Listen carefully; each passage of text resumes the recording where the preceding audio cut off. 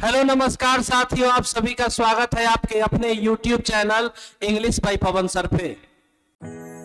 तो आइए शुरू करते हैं। आज की यह क्लास जो है आपको इंग्लिश के एग्जाम में जो है कितना 8 नंबर दिलवाएगा। चाहे आप आर्ट्स से हो, कॉमर्स से हो या साइंस से हो, 8 नंबर आज की इस क्लास में जो है फिक्स होगा। अब कहेंगे कैसे? तो इंग्लिश के पहला क्वेश्चन ऐसे पूछता है तो उसको तो नहीं देखना है।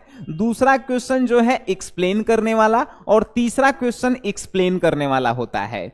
4 क्वेश्चन होते हैं। मतलब कि दूसरा क्वेश्चन देखिए यहां पे है कि explain any one of the following, यानी कि 4 गो question, A number, B number, C number, D number, इन चारों में से कोई एगो आप बना दिए, आपको 4 नंबर मिलेगा। ऐसे अगर आप लिखते हैं तो आपको एग्जाम में सर 8 नंबर तो नहीं लेकिन 2 से 3 मार्क्स जरूर मिल जाएगा।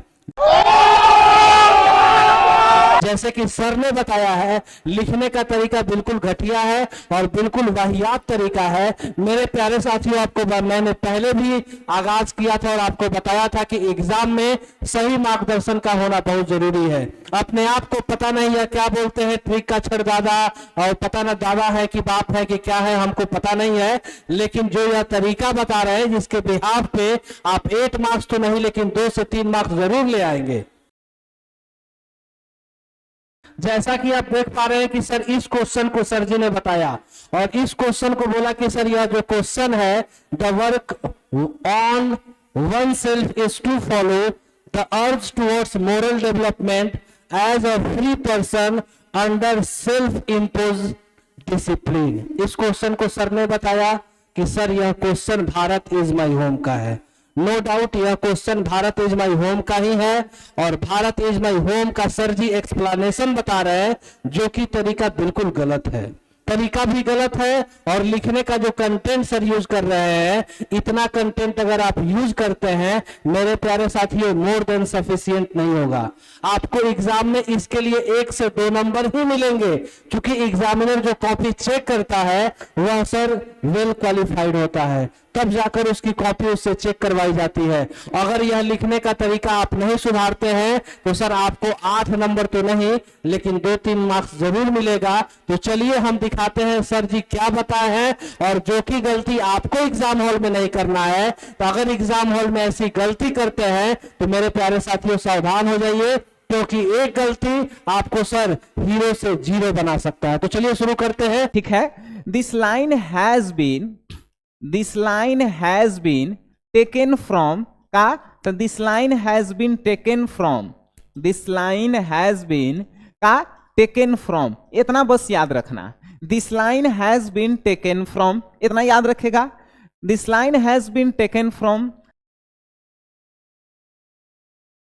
Pros chapter, prose chapter, prose मतलब गदखंड, प्रोज चैप्टर कौन से चैप्टर से लिया गया है? तो भाई पहला ए नंबर बना रहे हैं तो ए नंबर जो है भारत इज माई होम से लिया गया है।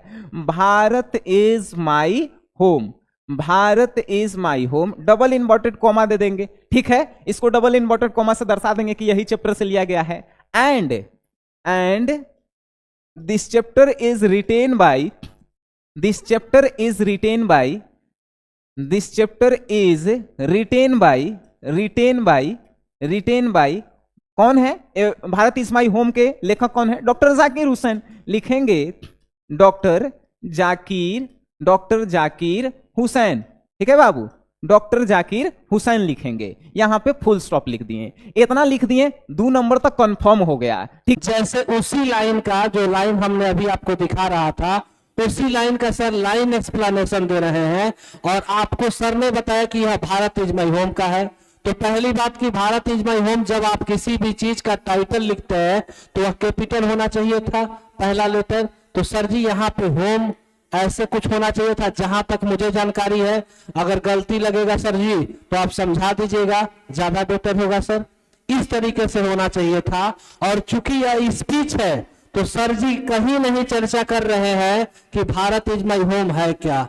हालांकि आप ही के वीडियो में ट्रिक आपने बना रखा है कि भारत इज माई होम ये है, इंडियन सिविलाइजेशन एंड कल्चर वो है, द आर्टिस्ट यह है, द अर्थ है। जब आप बता ही चुके हैं तो बच्चे को या एग्जामिनर को ये भी तो बता दीजिए कि भारत इज माय होम है क्या। आपने प्रोज लिखा, बिल्कुल सही है सर। और आप यहाँ पे लिख रहे हैं कि दिस चैप्टर, चैप्टर के जगह पे स्पीच लिखते तो ज्यादा बेटर होता।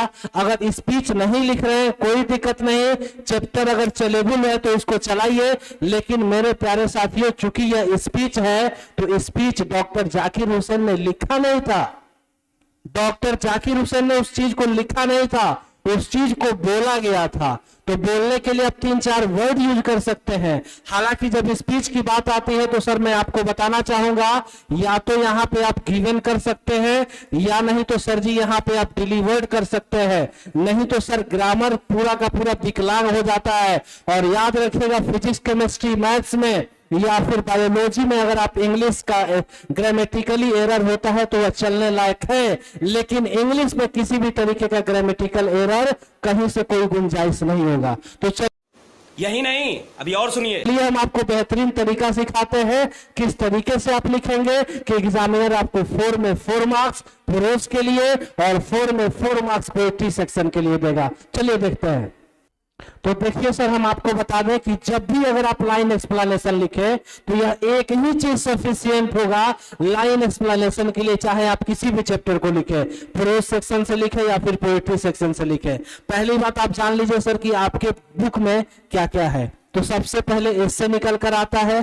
तो एसे अगर आपसे पूछा जाए तो एसे के लिए नो डाउट आप रिटन बाय लिखेंगे, बिल्कुल सही होगा सर। शॉर्ट स्टोरी होगा, वहां आप रिटन बाय लिख रहे हैं, बिल्कुल सही होगा मेरे भाई। लेकिन यदि स्पीच रहे तो डिलीवर्ड बाय लिखिए, या नहीं तो अगर मन नहीं कर रहा है तो आप गिवन बाय भी लिख सकते हैं।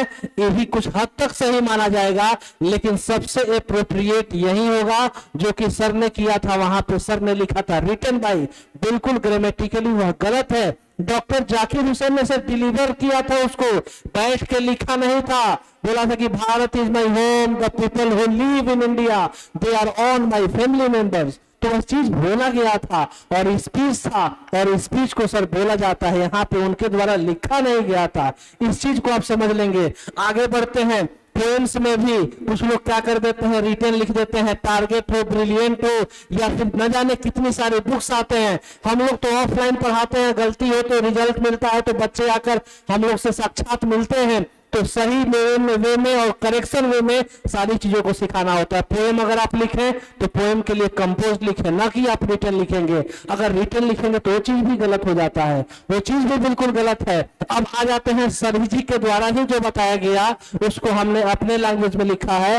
और देखिए सर कितना अच्छा तरीके से प्रेजेंटेशन तैयार किया गया, कितने बेहतरीन तरीके से इसको हमने लिखा है कि अगर इस तरीके से आप लिख कर जाते हैं सर एग्जाम हॉल में तो आपको बेहतर मार्क्स मिलेगा, इसकी मैं गारंटी ले सकता हूं, क्योंकि मैं खुद बोर्ड में जाता हूं कॉपी चेक करने के लिए। तो चलिए, जो सर जी ने लिखा था उसी को हमने सुधार के लिखा है सर। इसमें और भी बहुत ज्यादा सुधार की जरूरत हो सकती है।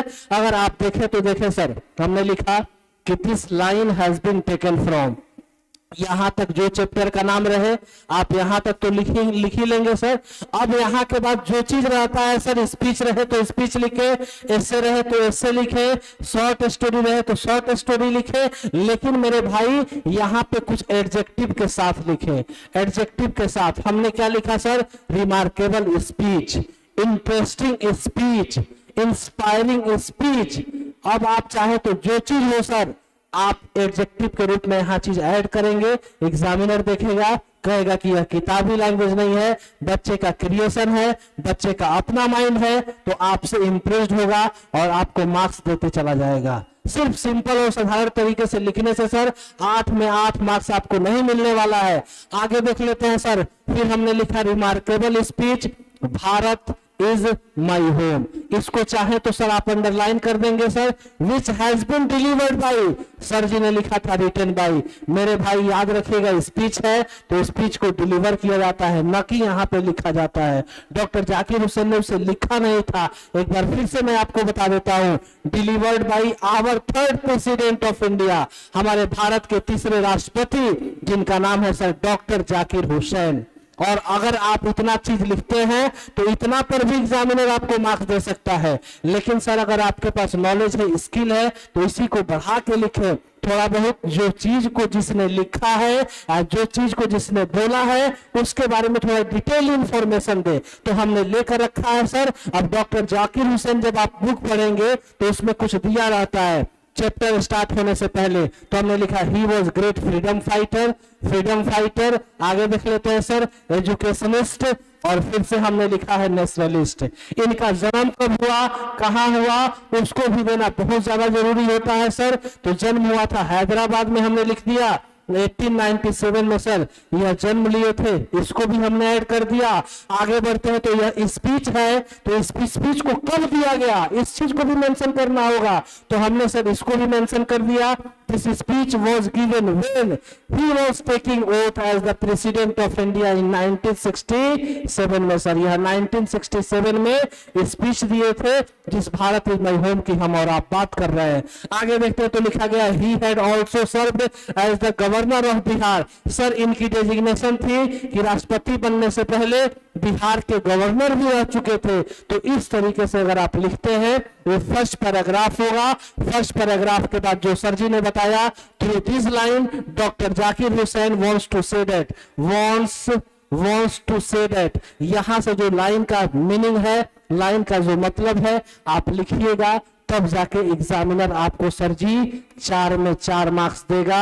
याद रखिएगा इस तरीके से लाइन एक्सप्लेनेशन का सबसे बेहतरीन और सबसे सटीक तरीका है। आपको इतना कंटेंट एटलीस्ट लिखना पड़ेगा, 2 से 3 लाइन में सर काम नहीं चलने वाला है। और जो बच्चे इंग्लिश में वीक हैं, ऐसा नहीं कि सर वो अगर वीक है तो सर वीक ही रह जाएंगे। सर मेहनत करिए, मेहनत करके एग्जाम हॉल में जाइए और प्रैक्टिस कर लीजिए और एग्जाम हॉल में जाकर अपना सर बेहतर दीजिए, तब अगर आपका बेहतर रिजल्ट होगा। और बेहतर रिजल्ट चाहते हैं तो बेहतरीन तरीका से लिखना होगा। ये जो चीज हमने अंडरलाइन किया है सर, इस चीज को अंडरलाइन करेंगे तो एग्जामिनर का जो नजर है फटाफट वहां पे चला जाएगा।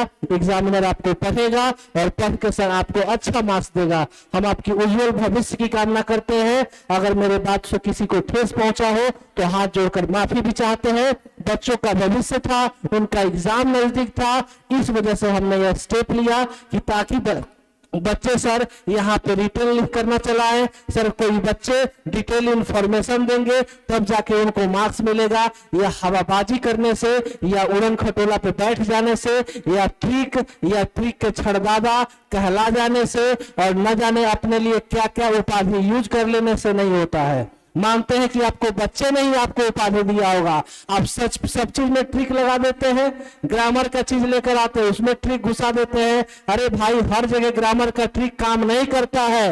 हर जगह ट्रिक अगर आप लगाइएगा, अप्लाई करिएगा तो जो बच्चे आपको देखते हैं, बच्चों का फ्यूचर के साथ क्या होगा जरा सोचिए सर।